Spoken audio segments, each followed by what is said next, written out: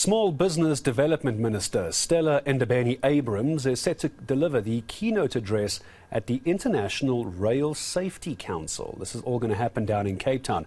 A lot of issues facing the sector, including compromised infrastructure, security, and also damaged telecommunication cables. That's essentially crippling it and is preventing it from doing its job efficiently. eNCA reporter Nobesuthu Hejana covering that for us as well. Such an important discussion, Nobesuthu, also because it is Transport Month and we know how bad our public transport sectors are. What exactly is the expectation? Lots of issues, but we need answers, don't we?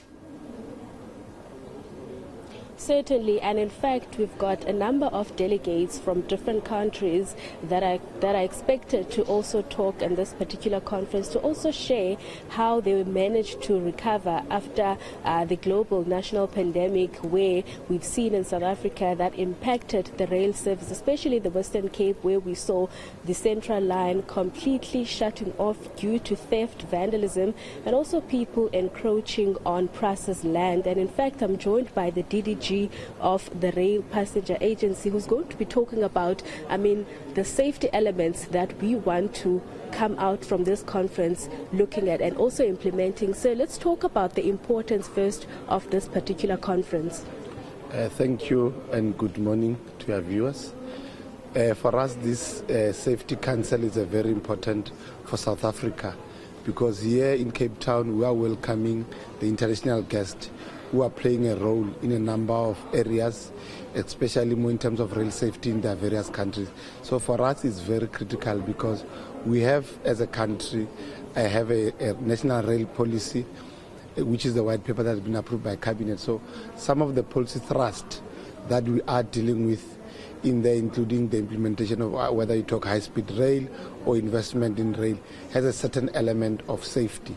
So with the delegates that we have here, we'll be sharing lessons. For example, we have countries like the UK, the Office of the Rail Regulation, which really deals with these issues, and I think they've implemented some of these issues that we are putting as part of our policy posture, and it will be an important engagement for us to have safe railway as South Africa.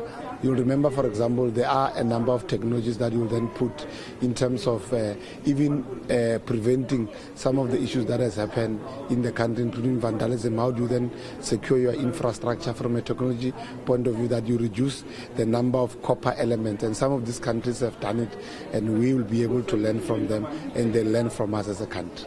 And we've also heard from the Group CEO of PRASA that billions of rands are being invested to ensure that not only we're looking at looking after the infrastructure, but also for the new trains that are coming in that are going to be modern and are going to be faster, and also with police on board. Let's talk about the investment that is being put in ensuring that there's passenger rail safety.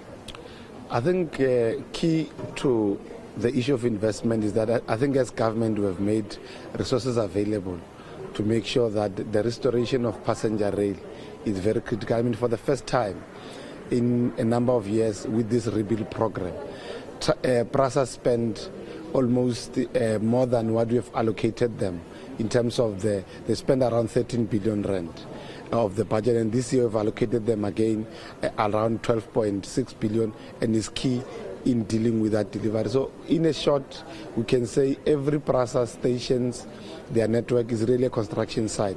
We're having a lot of things happening in terms of working on the track, overhead track equipment. That is very important. And the train element that we are dealing with, that the CS talked to, is that here in South Africa we are producing this new train, state-of-art, produced by South Africans, and it is going to be around 600 train sets which are manufactured here in the country, and at a cost of that time of around, obviously, 57 billion with the escalation moving forward. So it's something that makes us proud as a country, and we want to use this facility not only to benefit us as South Africa, but for us to benefit the continent.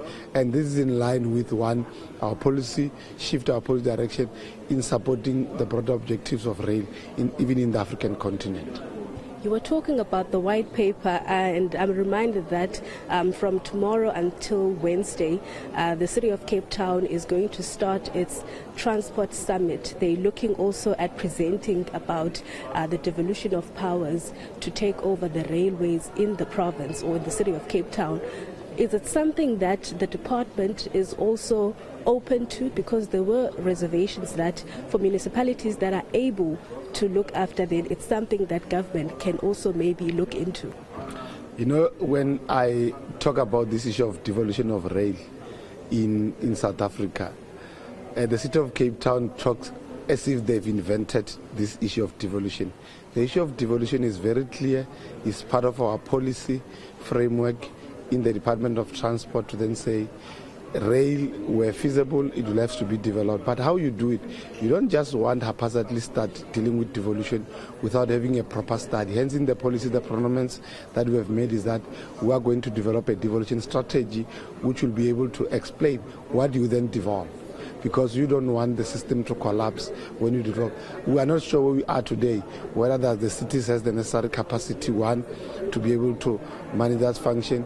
Do they have the funding again to be able to deal with the shortfall? Because where we are sitting today is that PRASA itself has a shortfall in terms of operational subsidy.